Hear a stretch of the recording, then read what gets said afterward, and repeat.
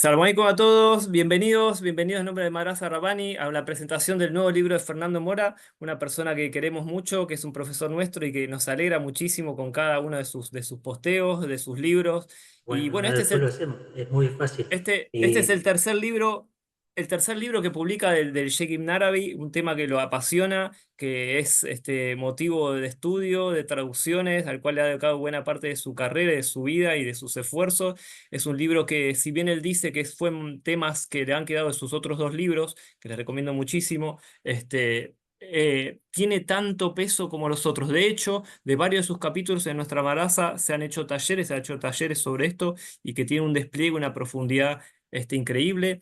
Eh, Como le decía, el libro se llama La Tierra al Despertar, la cosmología y poética de Ibn Arabi.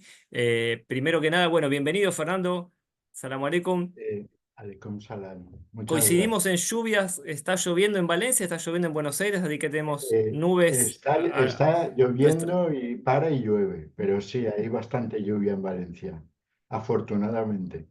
Qué bueno, qué bueno. La verdad que como te decía, me alegra mucho, no solamente porque eres alguien a quien queremos mucho, eres un profesor de nuestra madraza y además nos encanta todo lo que haces, sino además que tienes una escritura que yo admiro muchísimo. La gente no sabe que también eres poeta y que has escrito tienes muchísima obra poética escrita, que esperemos que algún día verla publicada en un solo volumen. Y la verdad que admiro mucho, por ejemplo, había tomado una parte de tu prólogo que quería leerle. Dice lo siguiente, dice Fernando en el prólogo de La Tierra al Despertar, dice, todo lo que he escrito al respecto no es sino un leve arañazo en el sublime edificio con múltiples e imponentes salas, sinuosos y largos pasadizos y altos e infranqueables muros de las inconmensurables enseñanzas akbaríes. La verdad que es un párrafo hermoso, no solo de humildad, sino de una poética muy linda. Como ustedes saben, Akbar es el Sheikh Akbar, el Sheikh Narabi, que nos convoca hoy. El Sheikh Akbar, el más grande de todos los sheikhs. Una obra que, como decía bien Fernando, es un camino de ida. Las personas que lo han estudiado se dedican apasionadamente el resto de sus días a estudiarlo y a descubrir cosas. Así que bueno, primero que nada, bienvenido pues, a esta presentación. Y queremos contarles un poquito, que él nos vaya contando capítulo a capítulo de qué trata, pero lo primero que quiero preguntarte, Fernando, es ¿por qué el título La Tierra al Despertar? Que así a primera vista parece un título de un libro más de ecología o de poesía que de un Sheikh Sufi. Bueno, el título, muchas gracias por tus palabras en primer lugar. Y luego el título viene de una frase del mismo Ibn Arabi que habla de en donde habla de diferentes momentos que va atravesando el ser humano desde que es creado, desde la no existencia hasta el momento de la resurrección final. Entonces él dice que en ese momento todos los seres entran en un lugar que se llama la tierra, precisamente la tierra del despertar.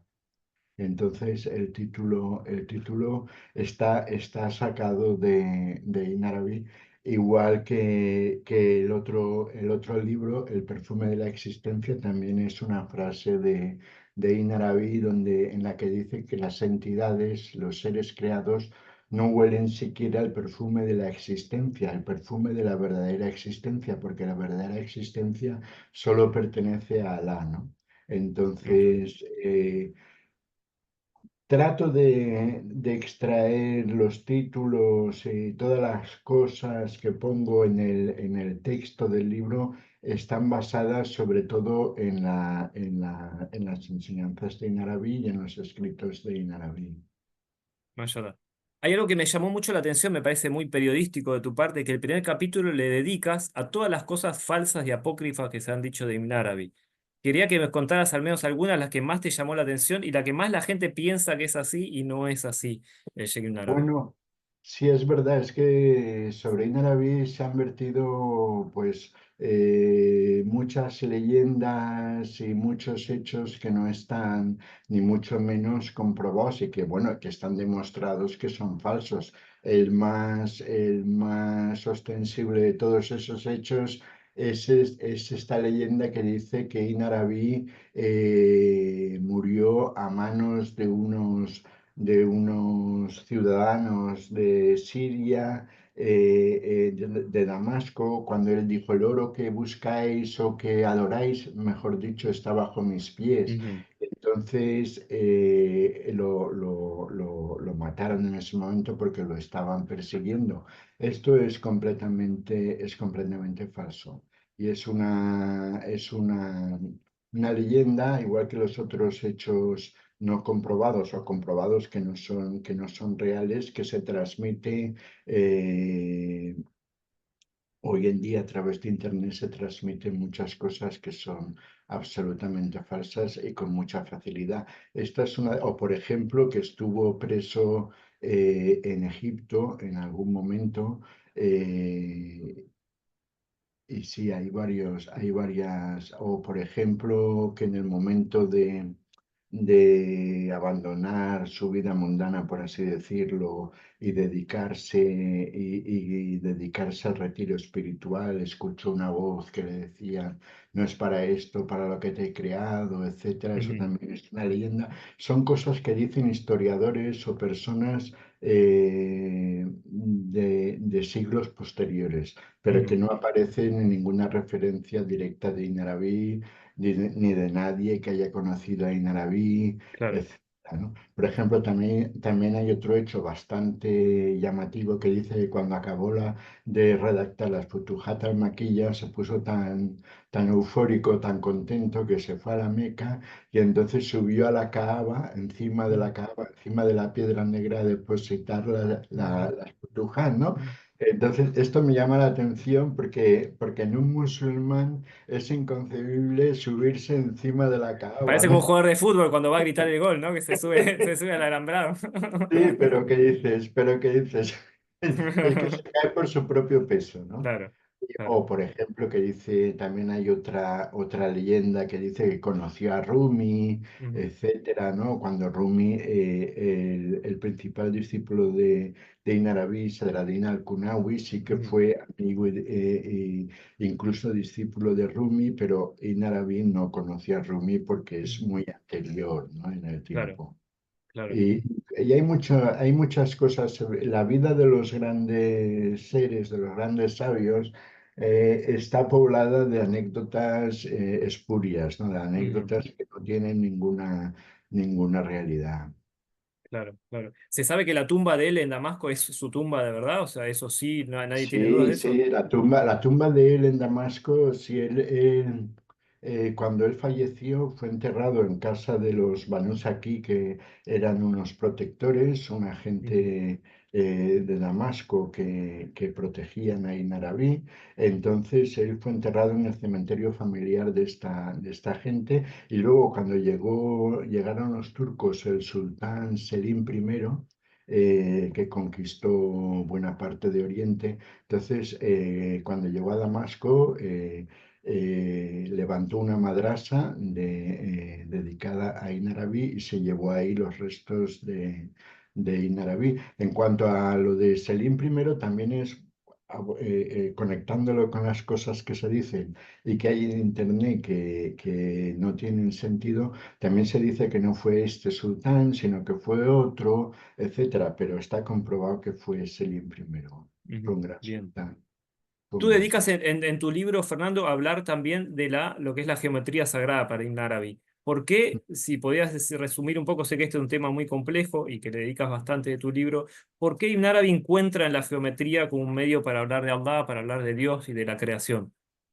Bueno, porque la geometría es una ciencia sagrada, por así decirlo, ¿no? Entonces, Ibn Arabi se basa mucho, ha pasado algo, vale, vas a poner algo, bien, Estoy bien. poniendo un gráfico, no sé si se ve en completo, ¿se ve completo? ¿Lo ven bien?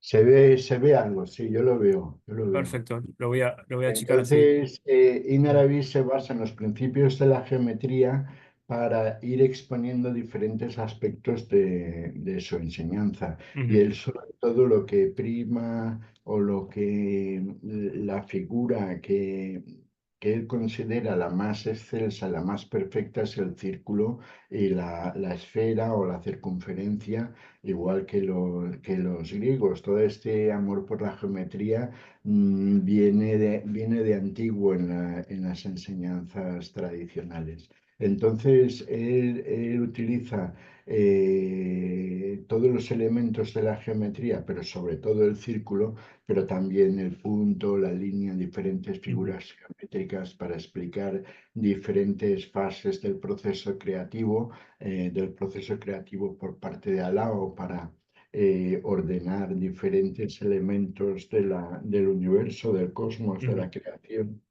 ujú. Entonces utiliza diferentes figuras geométricas, pero él siempre prima la figura del círculo porque él dice que el ser humano perfecto, una cosa muy curiosa que dice, su figura, la verdadera forma del ser humano perfecto es una esfera. Ujú. Y luego dice que también dice otra cosa muy curiosa, que si prestamos atención, todos los seres tienen una naturaleza esférica. Lo que pasa es que no es algo evidente, ¿no? Claro. Hay que estudiarlo. Por ejemplo, esto nos puede remitir al crecimiento de los vegetales, ¿no? Los vegetales, las ramas de los árboles van siguiendo el curso del sol, el curso de la luz, van arremolinándose y van formando, como si dijéramos, una esfera. Y esto ocurre con todos, nos dice en árabe, con todos los seres, incluidos los mamíferos y el ser humano. Mashallah. Este dibujo que estamos viendo acá, Fernando, es un reflejo de un dibujo original en árabe, obviamente traducido, pero ¿cómo lo Sí. puedes explicar un poco? ¿Qué es lo que acá quiso transmitir el Sheikh? Bueno, aquí lo que quiso transmitir son los primeros elementos, digamos, los primeros componentes de la creación, los primeros nombres que se necesitan, que son indispensables, los nombres divinos. Sabéis que Alá tiene 100 nombres, 99 más uno. Y estos nombres tienen un despliegue muy preciso, o sea, no. Entonces él dice, atendiendo a este gráfico, que el primer nombre, el nombre fundamental, el nombre de los nombres, por así decirlo, es el viviente, que aquí está marcado como la vida. Y ese nombre es el que impregna todas las circunstancias, todos los seres del universo. Todos los seres, incluso los que nos parecen inanimados, las piedras, incluso los que no nos parecen que poseen un lenguaje ni nada parecido, están traspasados por la vida. Entonces todos los seres están vivos. Luego, el segundo elemento, el segundo nombre fundamental de los que nos habla Inarabi es el conocedor. Aquí está puesto están puestos como cualidades, no Claro, conocimiento. Ujú. como nombres personales. Entonces, la cualidad del conocedor es el conocimiento, lo cual significa que todos los estamentos del universo, todos los niveles del universo, todos los planos están traspasados por el conocimiento, en este caso por el conocimiento divino. Paralelo a este factor, a este nombre del conocimiento, tendríamos el, el, eh, eh, eh, el poderoso, en este caso, ahí pone la cualidad, el poder, que es, no, mejor viene el debajo, que es el voluntarioso o el deseoso, que es el afán o por dar vida a lo que se ha conocido o aquello que está vivo por parte por parte de Alá. Entonces, y luego viene el poder, porque a pesar de que Alá quiere dar vida a todo lo que está, por así decirlo, en su espíritu, en su mente, pues hay unas condiciones materiales o espirituales, hay condiciones de todo tipo en el mundo de la relatividad que solo permiten dar vida a determinados elementos o a determinados seres en determinados momentos y que, no y que la vida no puede y que todo no se puede manifestar en el mismo Ujú, momento, sino que hay una procesión, una gradación donde las cosas van surgiendo poco a poco de acuerdo a las necesidades. Entonces él dice que estos cuatro nombres, el viviente, el conocedor, el deseoso y el poderoso, son los cuatro nombres raíces que determinan ujú. todas las realidades del universo. Luego, Impresionante. sí, luego si ya has quitado He quitado, sí, sí, sí. y va a seguir un Ibas a poco, decir algo ¿no? más, perdón, te lo vuelvo a poner. Pero bueno. Pero tiene que saber de memoria ahora. No, no, no creas, no creas que me lo sé de memoria. Lo voy deduciendo del cuadro. Esto, como os ha dicho Abdul Wakil, es un cuadro, es un esquema que aparece en las Futuhat al-Maquiyya. Eso iba a Eh, preguntarte, claro, él usaba los dibujos dentro de los propios libros, dentro de los manuscritos, no era como una eh, algo aparte, digamos, era... No, no, los utiliza Ujú, dentro de los ujú, propios libros. De hecho, en la Futuhat hay un montón, hay, bueno, bastantes dibujos, ¿no? ujú. Y bastantes gráficos. Entonces, luego, aparte de los cuatro nombres raíces de los que hemos hablado, tenemos los cuatro elementos y luego tenemos los cuatro elementos, los cuatro componentes primordiales de la creación. El primero de ellos sería el espíritu, que lo marca ahí. Luego sería el ánima, el alma del mundo, eh, en términos musulmanes, en términos islámicos serían el cálamo, que se corresponde Ujú, con el espíritu, y la tabla, donde el ujú, cálamo o el espíritu escribe todos los hechos que van a ser, ¿no? Todo lo que todos los seres que se van a producir en la existencia. Y luego, por otro lado, tenemos la naturaleza y la materia prima y la naturaleza. La naturaleza no la debemos entender en el sentido que entendemos de una manera ordinaria la naturaleza, sino que hace referencia a un principio universal y no manifestado. Todos ujú. estos elementos que aparecen aquí, el alma, el espíritu, pertenecen a un dominio no manifestado todavía del proceso creativo. El proceso de la manifestación empieza precisamente con la, con la materia, con lo que él llama la materia, ¿no? Que viene en un momento bastante posterior de la creación. Sí. Impresionante cómo con un solo dibujo puede el Jake decirnos tanto, ¿no? Algo que siempre me Sí, llamó la no, no, atención sí, es sí. algo, alguna singularidad también de Jake que vos le dedicas un capítulo, que es él, a diferencia de otros Jakes, donde han recorrido un largo camino para llegar a tener aperturas y macamás, como lo llamamos nosotros, él tuvo las vislumbres y los destellos, las teofanías, todo lo tuvo casi dado por un don, ¿no? Y tú dedicas un capítulo a lo que tú llamas las teofanías, ¿no? A veces uno Ah, usa la palabra teofanía y epifanía por igual. Quería un poco que me contaras un poco esto. ¿A qué te refieres o a qué te refieres con las teofanías que tenía Jake? ¿A qué se refería él? Si hay una diferencia con las epifanías. Y también me remitía a un cuento de Borges, seguramente lo leíste, del Aleph, donde él en un lugar puntual en Buenos Aires puede ver todo el universo en un rincón de un edificio en Buenos Aires, un edificio antiguo. Él puede ver todo, no tiene ese destello del conjunto del universo desde un solo rincón. Creo que un poco nos ilumines un poco este tema de la teofanía, la epifanía. Ahora se dice mucho, uno tuvo un momento eureka. Bueno, ¿qué era lo que él vivía? ¿Cómo lo vivía esto y qué era lo que decía al respecto? bueno, Inarabi, como has dicho, tuvo una iluminación, una gran iluminación desde el principio, desde que tenía 14 años, que es cuando hizo su primer retiro, se retiró del mundo. Entonces no se sabe a ciencia cierta si estuvo un mes, 3 meses. Lo que sí que se sabe es que tuvo una iluminación, que por eso su padre lo llevó a ver a Averroes, Ujú. porque Inarabi era muy joven y el padre era amigo de Averroes y Averroes era médico, y entonces lo llevó a ver a Averroes porque no sabía si el hijo se le había vuelto loco, Claro.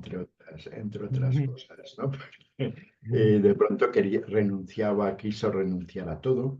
O sea, él estaba destinado, digamos, a la administración, no a la administración civil, sino a la militar, porque el padre era un militar, ¿no? Y entonces él lo cuenta que desde el principio estaba acostumbrado a tratar con soldados y a visitar lugares relacionados con los soldados, etcétera, ¿no? Entonces el padre se preocupó pero luego ya vio claro que no se le había vuelto loco el hijo. Ujú. Y luego, en cuanto a las teofanías y las epifanías, yo creo que son lo mismo. Lo que pasa es Ujú. que unas veces se utiliza, quizá en nuestro contexto occidental, se utiliza más la palabra epifanía, en el contexto de Ibn Arabi y otros autores sufís, y en el contexto del Islam se utiliza tal vez más la palabra teofanía. Entonces, todo es una teofanía. Todo es una manifestación de Alá, ¿no? ¿De acuerdo? Y el reconocimiento de esa manifestación o la cualidad de esa manifestación también tiene que ver con la capacidad de recepción o con la capacidad de comprensión de cada uno de los seres. Ujú. Y luego existen diferentes niveles de teofanía. Hay teofanías formales, donde eh, eh, el ser, el ser en mayúsculas se manifiesta a través de diferentes experiencias o de diferentes seres, etcétera, diferentes seres concretos y limitados, y luego hay teofanías que están más allá de la forma. Y Ujú. donde y estas se refieren a un nivel de percepción o a un nivel del universo invisible que no es accesible de una manera fácil para todos los seres. Y Ujú. que aquí, digamos, que la manifestación son puras luces, si se quiere, sí, sí, pero luces que están más allá de la forma, ¿no? Y luego hay un nivel todavía superior que sería el grado divino, ¿no? Que es de donde emerge todo, ¿no? Y luego, pero en el nivel anterior de las teofanías formales también hay teofanías más o menos sutiles o dimensiones teofánicas más o menos sutiles. Tenemos la dimensión física o material en la que nos encontramos ahora, y luego habría una dimensión comparable a la dimensión onírica, pero Ujú. que no es exactamente la dimensión onírica, sino que la persona o las personas entran en un estado consciente, pero entran en otros lugares, por así decirlo, Ujú. en otras dimensiones. Pero en esas dimensiones hay forma todavía. Hay dimensiones más allá, que hay teofanías más allá que están más allá, que trascienden toda forma. Entonces, un poco la distinción entre teofanías formales, teofanías más allá de la forma, pero lo que nos tiene que quedar claro es que todo es una teofanía. Todo Claro. es una manifestación divina de acuerdo a las posibilidades de la situación, de acuerdo al nivel de captación o de percepción o de comprensión de cada persona, etcétera, ¿no? Claro, siempre llamó la atención en nuestra tradición que, bueno, además de tener el Corán en tapas, ¿no? Tenemos el Corán que está allí afuera, ¿no? La vida misma, que hay que saberla leer, ¿no? La gente lo pasa de largo, tiene velos en el corazón, es analfabeta al milagro de ese Corán, ¿no? Y Claro, nosotros queremos leerlo, claro, ¿no? Sí, es que en realidad el Corán es no el libro este que llaman el Corán dentro del contexto de lo que sería la tradición del Islam, del sufismo. El libro, lo que es el libro en sí, material del Corán, es simplemente una gotita. Quiero Claro. decir, el verdadero Corán es inconmensurable, ¿no? Ujú. Y Claro. es la tabla guardada. En realidad es el cálamo del que hemos hablado antes y la tabla guardada donde están escritos todos todo el curso de los seres y la Ujú. naturaleza de los seres, etcétera, ¿no? Mashallah. En la Tierra de Despertar también dedicas un capítulo a los ángeles, ¿no? Que también en nuestra tradición tienen una particularidad y no son como los angelitos tal vez cristianos, ¿no? Hay ángeles guerreros que intervienen en batallas, ¿no? Hay ángeles, ¿no? Que auguran noticias, hay ángeles que custodian el planeta. Quería que nos contaras un poquito qué es lo que dice y qué es lo que cuentas un poco tú en el capítulo que dedicas a los ángeles según la visión de Ibn Arabi, para podernos Bueno, definir siempre eso. según la visión de Inarabi, la visión Ujú, del sufismo, los ángeles son un principio, digamos, del universo que tiene muy presente tanto en Arabí como otros sufís.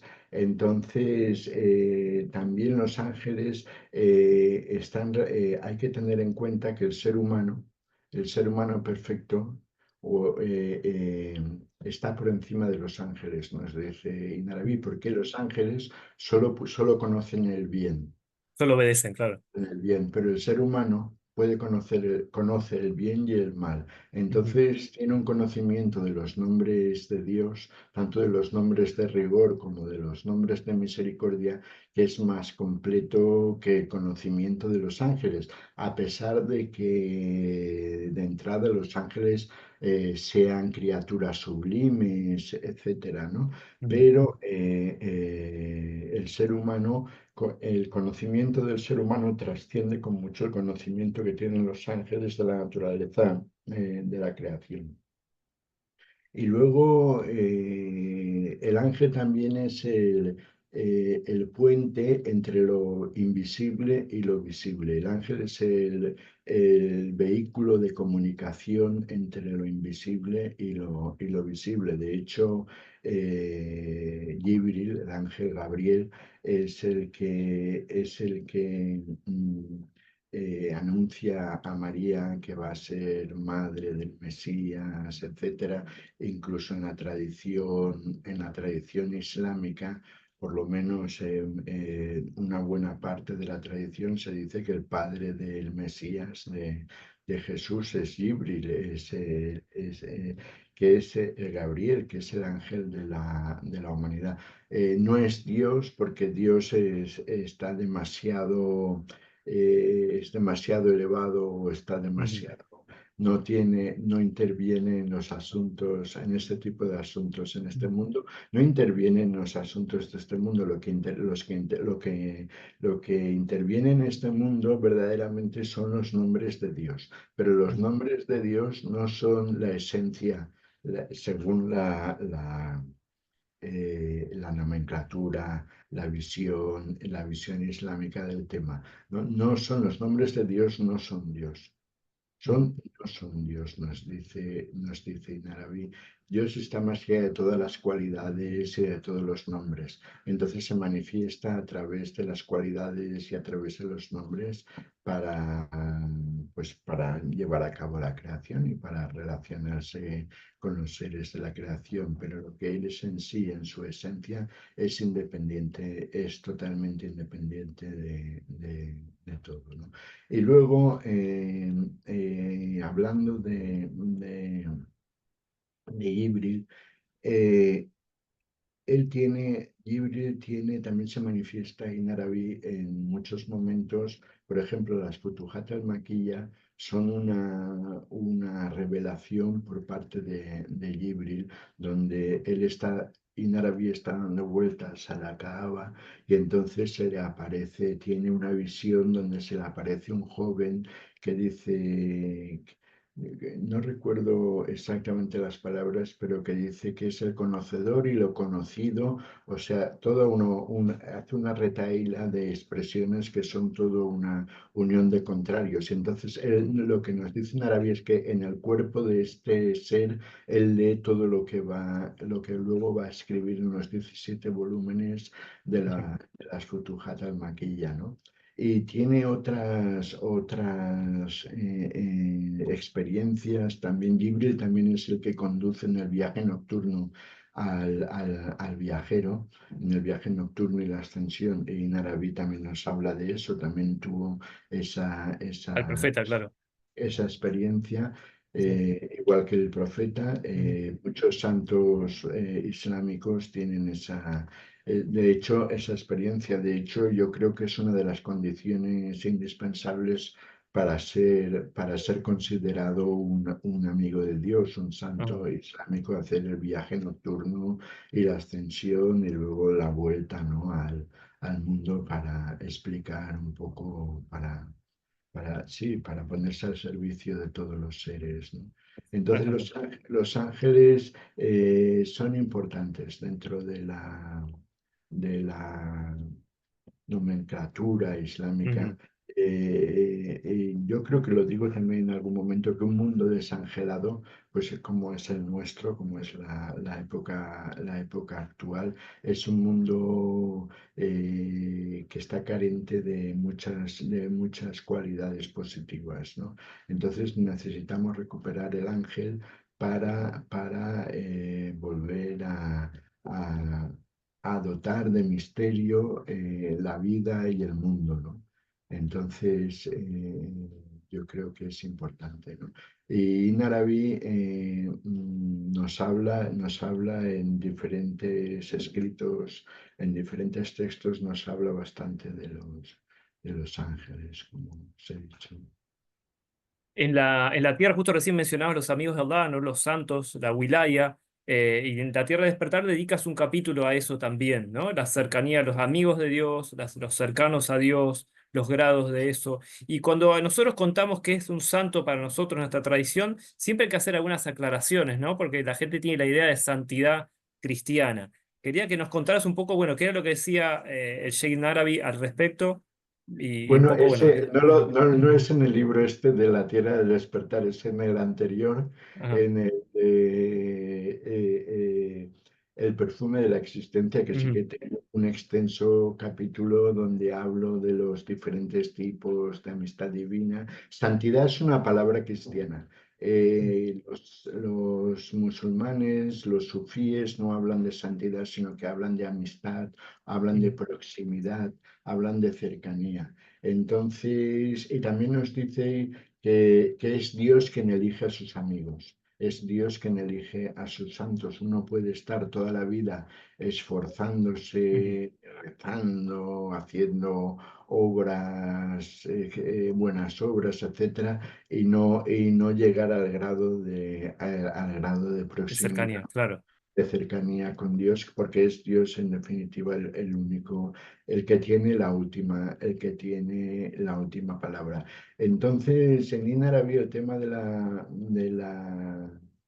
la walaya, de la cercanía o de la amistad divina es muy importante. De hecho, Ujú. él dedica muchos capítulos de las Futuhat a establecer las diferentes categorías de amigos de Dios, sus diferentes características, etcétera, ¿no? Entonces, sí, es muy importante. Algo que no sabía leyendo tu libro es toda la obra poética que tiene Ibn Arabi, ¿no? Hay algo que tal vez no es tan conocido y que tú lo rescatas, lo puntualizas, lo traduces. Quería que nos contaras un poco eso. ¿Cómo definirías la poesía de él? ¿A qué se parece la poesía de Ibn Arabi para aquel que nunca leyó un poema de Ibn Arabi?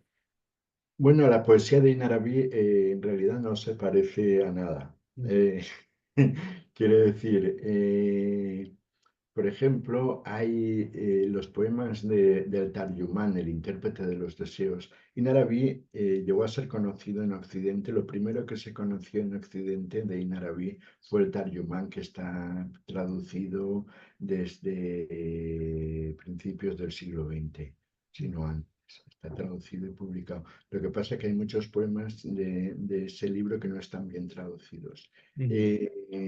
Eh, y luego hay partes de ese texto que se está empezando a vislumbrar ahora de que tienen una lectura vertical, no solamente se leen en horizontal. Entonces es imposible traducir un texto de esas características a ningún idioma. No obstante, se hacen aproximaciones, etcétera, ¿no?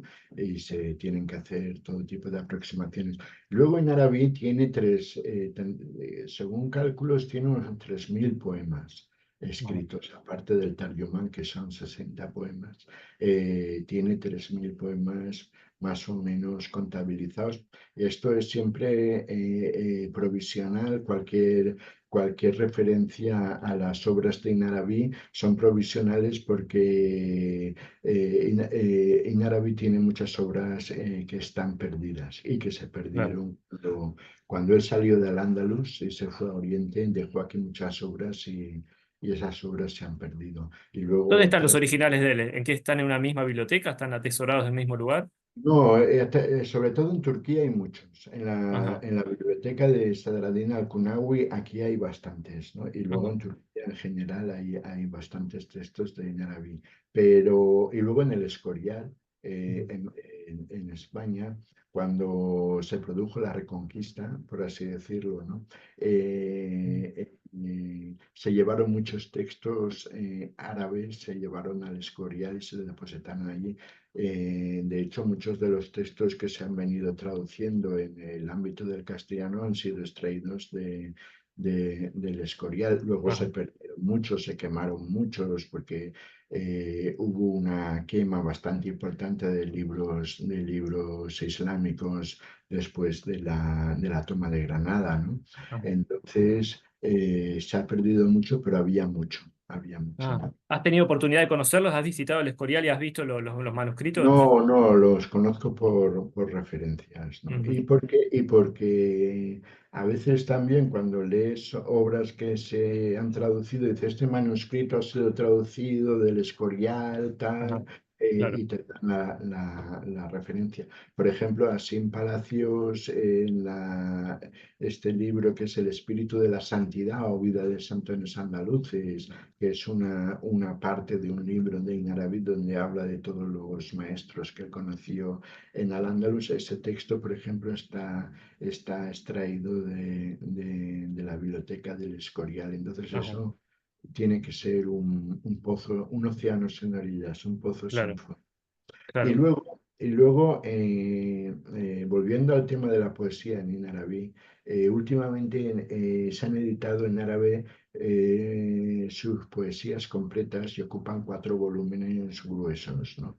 Ya te digo que tiene miles de poemas, entonces tiene poemas de todo tipo, desde poemas personales, donde recuerdo un poema, por ejemplo, donde él habla de sí mismo diciendo que está muy viejo, que está enfermo, que está muy cansado, pero que tiene que seguir, porque tiene que seguir con su labor de enseñanza, Algo pero más humano, más íntimo, digamos. sí, sí, habla en términos muy humanos y luego tiene otros poemas pues donde habla de cuestiones doctrinales, etcétera, Ujú, ¿no? En general se considera a Ain Arabi como poeta, no se le consideró desde el principio. O sea, los principales estudiosos, Henry Corbin, Asín Palacios y otros, no lo tenían como un buen poeta. ujú. Pero eso Una es apreciación subjetiva. una apreciación subjetiva. Claro, tal vez la poesía de Rumi es mucho más deslumbrante Claro. que la de Inarabi, pero la de Inarabi tiene lo suyo y hay que meterse y hay que rascar ahí porque tiene muchos valores también, ¿no? Claro. Entonces, y luego Inarabi también influyó, que le dedico un capítulo, Dios deseado y deseante es un libro de Juan Ramón Jiménez, eh, donde hay muchos poemas que los cito en el capítulo correspondiente, donde hay una influencia bastante, a mí me parece bastante evidente de Ibn Arabi. Y el caso es que en el año 1931, en la época en que Juan Ramón estaba en plena efervescencia, Asín Palacios publicó el Islam cristianizado. Entonces hay muchos elementos de ahí. Y Juan Ramón leía todo lo que se publicaba, era un ávido lector. Entonces no me cabe duda de que él leyó el Islam cristianizado y que, porque este libro de Dios deseado y deseante no lo publicó hasta la década de los 50, creo, si no recuerdo mal. Entonces él estuvo, o los contenidos que él... de hecho, la frase Dios deseado y deseante es una frase que utiliza Asín Palacios para traducir un aspecto, una cosa de Inarabí, ¿no? ¿Sabes? Entonces es muy llamativo que Juan Ramón utilice precisamente esa frase para publicar para uno de sus libros, uno de sus Claro. mejores libros, por otro lado, para mí, ¿no? ¿Sabes? Mayora. Algo Entonces, que no, sí, sí, perdón, perdona. algo que no mencionamos, que no quiero que nos pase, que hay un capítulo también que tú dedicas al tema del tiempo, que también has hecho un curso con la madraza Rabbani y que me parece apasionante. La verdad que es un tema que da para hablar muchísimo, pero quería un poco que nos contaras todo el tema de lo que él llama la semana creativa. Es decir, nosotros vemos el tiempo de una forma muy lineal, donde los días no significan nada. No estoy hablando de la cultura occidental, ¿no? En el Islam el tiempo tiene otras ondulaciones, por decir así, otras aperturas. Pero ¿qué era lo que él proponía en relación al tiempo? Bueno, Ibn Arabi, como siempre, es una de las características de su doctrina, de sus escritos, es que él tiene una visión integral. Él nos habla de diferentes perspectivas, pone diferentes perspectivas que a lo mejor a nosotros nos parecen contradictorias, pero él las pone como aplicables a diferentes niveles de la realidad. Entonces, el tiempo es un caso paradigmático de este tipo de exposición. Él nos habla de diferentes tiempos, por así decirlo. Está el tiempo absoluto, que sería el tiempo de la creación, lo que se llama en el Islam la creación continua. El universo es creado y destruido a cada instante, recreado y destruido a cada instante. Esto sería el límite, el marco donde se producen todos los temas, ciclos temporales, todos los temas, tiempos, ¿no? Y luego también nos habla del tiempo cíclico. Evidentemente, hay ciclos en el tiempo, por ejemplo, las horas, las semanas, también ciclos históricos, y él nos habla del tiempo cíclico. Y esto sería, lo del tiempo cíclico sería más bien, se referiría al tiempo corporal que nos dice Ujú. él. Y luego tendríamos el tiempo espiritual. El tiempo espiritual es donde entra todo el tema de los días de la creación, que él llama, ¿no? Los días de Dios que pone en el Corán. Entonces, los días de la creación son la semana creativa. Entonces, él habla de que de acuerdo a las 6 direcciones del espacio luego a la dimensión temporal, que sumarían 7, él va haciendo una combinación de los diferentes componentes del día. Él une la mañana del miércoles con la noche del sábado, la noche del domingo con la mañana del jueves, y va haciendo todo un trenzado y va explicando, además con referencias escriturales, con referencias coránicas, él va explicando el tiempo espiritual. Entonces es un tema algo complejo, Ujú. es un tema algo complejo, pero es un tema muy interesante. Luego también, aparte de las 6 direcciones del espacio y del tiempo, él también habla de los 7 nombres raíces, los 4 que hemos visto antes, Ujú. más el vidente, el oyente y el hablante, que son los 7 nombres, digamos, que determinan toda la creación. Entonces dice que cada uno de los momentos del día está regido primero por unos planetas, hay unas influencias planetarias en cada momento del día que se repiten y forman ciclos, y luego que cada día él está en una nueva obra, nos dice el Ujú, Corán.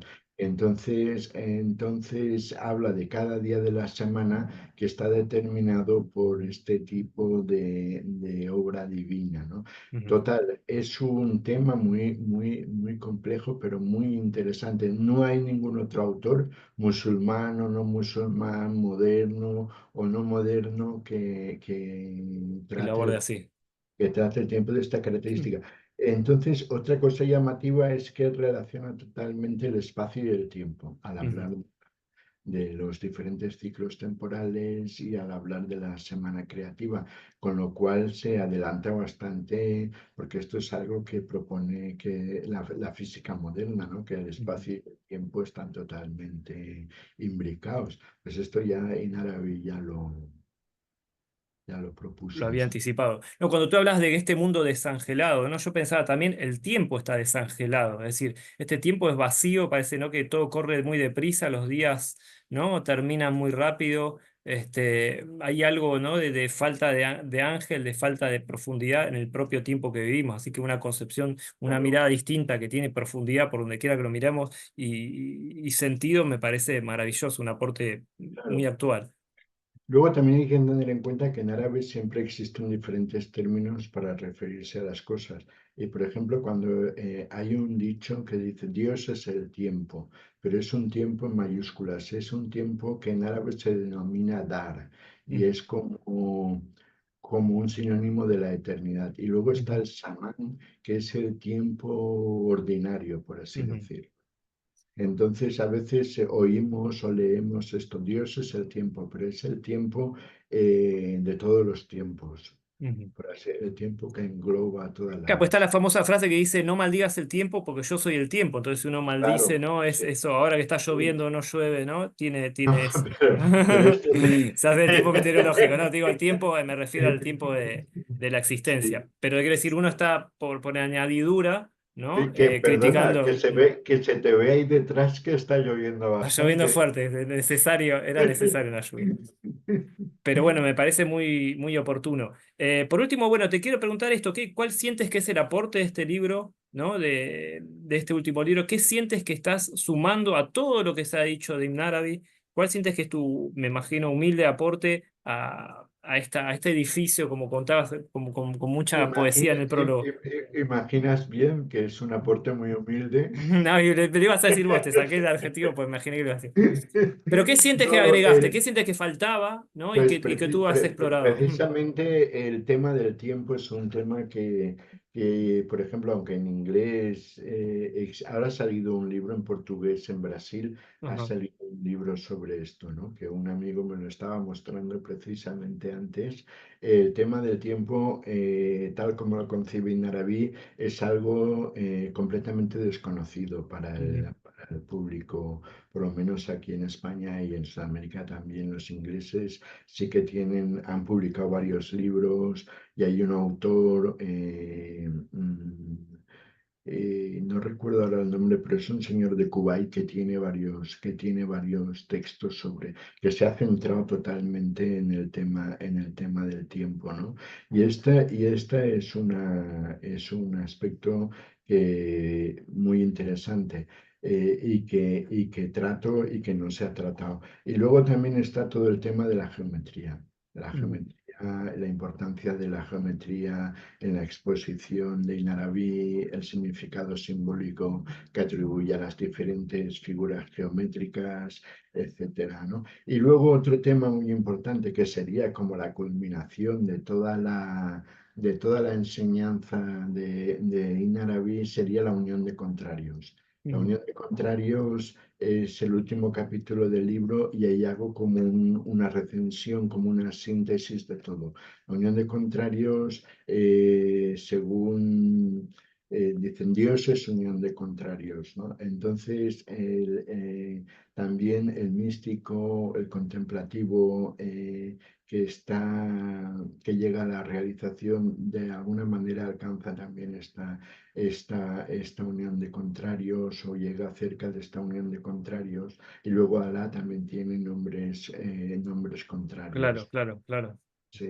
Se, se manifiesta. Y otra cosa que no quiero que se me olvide es el principio femenino y el tratamiento que hace Naraví del principio femenino y de las mujeres, que dedicó el penúltimo capítulo, un capítulo bastante extenso a este tema, ¿no? Y Naraví tuvo muchos, por ejemplo, concedió la transmisión, se cuenta una anécdota a 14 personas en sueños Ujú. lúcidos, y 13 de ellas eran mujeres, Mashallah. ¿no? Por lo tanto, es el principio femenino y el principio y la mujer como tal Él tuvo es... maestras, ¿no? Tuvo sheijas Sí, como en él su tuvo parte de su maestras, formación. Ujú. tuvo maestras, sí, sí.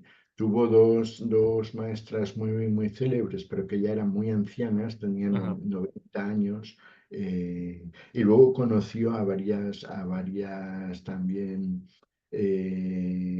varias espirituales en sus andanzas y en sus peregrinaciones y demás. Dice de una que conoció, que habla de ella en el espíritu de la santidad, dice que era la persona más espiritual de la época. Mashallah. Fíjate. Entonces, hay que tener en cuenta que en árabe el principio femenino y las mujeres los tiene muy Muy alta precio. presente. Sí, y luego hay otra cosa que digo en ese capítulo, es que el Islam no es una religión patriarcal, Ujú. aunque haya arraigado en muchos países patriarcales, Ujú. como los países de Oriente Medio, Afganistán, Pakistán, etcétera, pero hay una tradición matriarcal dentro del Islam, sobre todo que ha arraigado o ha crecido en países como la India, en zonas de la India, en Sumatra, en Indonesia, en África Oriental, etcétera, ¿no? O sea que el Islam, no, esta lectura patriarcal que tenemos Ujú. del Islam es una lectura interesada, Ujú. Sí, tanto sesgada, desde cultural. Sí, yo siempre sesgada. pienso, bueno, en la historia del profeta Pasén con Jadilla, que él trabajaba para ella de algún modo, ¿no? Ella tenía poder económico, no tenía contactos comerciales. La verdad, todo lo que hizo por los primeros tiempos del Islam, Jadilla, mashallah, es impresionante, Claro, digamos, claro. ¿no? Pero es una lectura sesgada que se ha producido tanto desde fuera del Islam Ujú. como desde dentro del Islam. Ujú.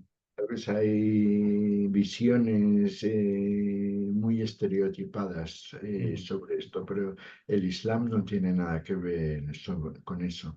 Aparte, también tenemos la tradición, y eso está estipulado en el Corán, de que en el Islam el divorcio y todo esto ha existido desde el principio, o sea, eso Ujú. está en el Corán, ¿no? Ujú. Y bueno, lo que pasa es que luego pues todo eso se aplica en contextos sociales determinados y contextos históricos determinados, donde siempre han sido machistas, Claro. ¿sabes?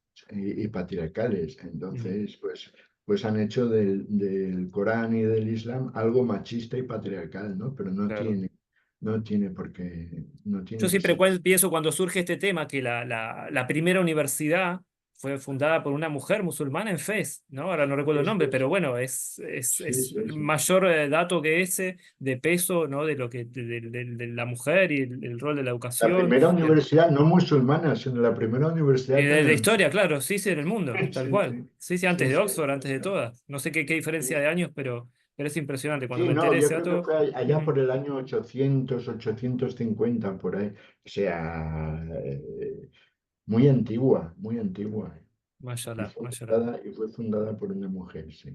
Mashallah. Así que bueno, Fernando, gracias, infinitas gracias por tomarte tu tiempo de presentarnos este libro. Una pequeña cosa quiero decir, que tiene que ver con esto, cuando hay autores que necesitan puentes. A mí me ha pasado con Gurdjieff, cuando quise leer a Gurdjieff, un amigo me dijo, no leas a Gurdjieff sus obras, sino lee a Ouspensky, lee la biografía de tal y tal, y siento que con Ibn Arabi pasa lo mismo, ¿no? Uno, en lugar de entrar al océano que es Ibn Arabi, necesita puentes como la obra de Fernando Mora, que la verdad que es muy didáctico, se lo toma muy en serio, tiene una forma muy poética de contarlo, muy hermosa, muy dulce, que hace que la entrada a ese océano sea mansa, sea amable y uno pueda realmente ver las perlas que hay escondidas ahí, no perderse ni tragar agua con las olas. Así que agradecidísimo, los invito a leer el libro de él, a leer los anteriores, a leer este libro también, y te agradezco muchísimo, Fernando, por darnos tu tiempo, por explicarnos, introducirnos a esta obra y que vengan muchas más, que las esperamos y las necesitamos. Bueno, muchas gracias por vuestra atención, también muchas gracias, por supuesto, por tus palabras. Y no sé si van a venir más obras sobre Inaraví, porque no sé si me ha agotado, pero quién sabe, ¿no? Lo mismo sí que viene algo en un futuro. Y nada, reiterar mi agradecimiento por vuestra atención, también por tu dedicación y nada, aquí me tenéis para lo que queráis. Gracias, Fernando. Gracias a todos. Gracias por estar ahí y nos vemos. Espero en la próxima presentación. Esperemos que sí realmente hagas más libros de Inarabi, que como te digo, en habla hispana necesitamos muchísimo los puentes eficaces que nos traiga la obra de este gran Sheikh al día de hoy. Así que gracias a todos. Salam aleikum y que tengan buenos días. Alaikum salam. Hasta luego.